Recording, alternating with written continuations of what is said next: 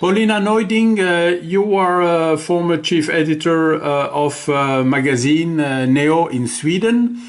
Yesterday we had reports that a Jewish community center in the northern part of Sweden, in a small city, had to close because of neo-Nazi threats it received.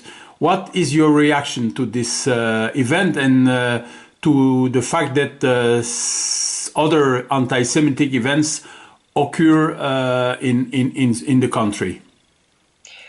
No, this is obviously very serious. And in the case of this Jewish organization in Umeå, it's a matter of threats from neo-Nazis that forced this organization to close down entirely. So this Pesach celebration will be the last.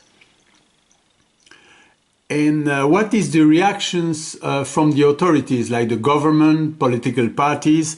I saw that ADL sent a letter to the Prime Minister of Sweden asking for a measure to be taken to protect the Jewish communities. I mean, the short answer is Jews aren't getting enough protection. If they did, they wouldn't have to close down this organization in Umeå. And Umeå is not the only place with big problems with anti-Semitism. The most obvious example is Malmö in southern Sweden, where threats and violence and harassment stem not mainly from neo-Nazis, but from immigrants from the Middle East.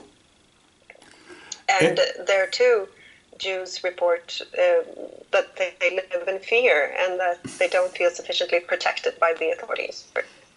And why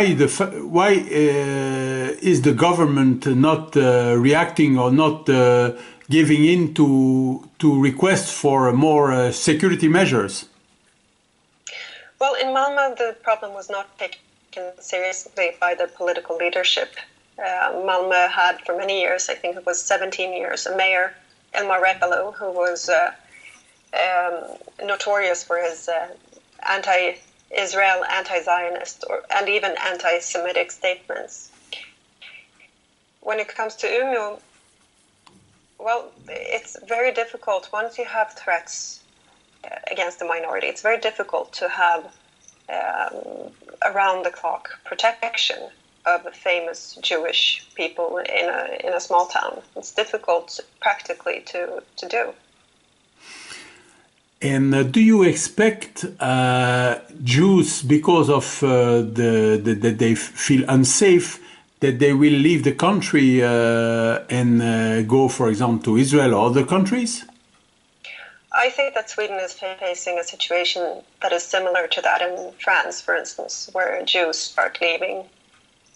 Either they leave their hometown, which has there are many cases of that in Malmö, or they leave the country for the US or Israel. I think we will see more of that in Sweden in the next few years. So you don't see any change in the next few years? You don't see any solution? I don't see a solution because we have a situation in Sweden where radical extremists on both sides are getting emboldened, and we see both an increase in threats from neo-Nazis and from, for instance, Islamists.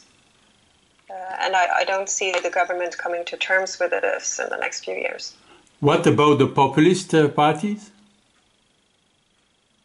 Well, Sweden has one anti-establishment party. According to the polls, it's now one of Sweden's biggest parties.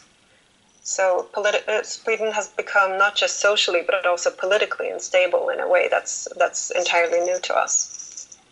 Paulina, how many Jews live in Sweden today? I would have to look it up to give you an exact number. Okay. And it's mainly, I understand that it's mainly, they live mainly in Stockholm, right? Stockholm, Gothenburg, and Malmö, I'd say. Okay.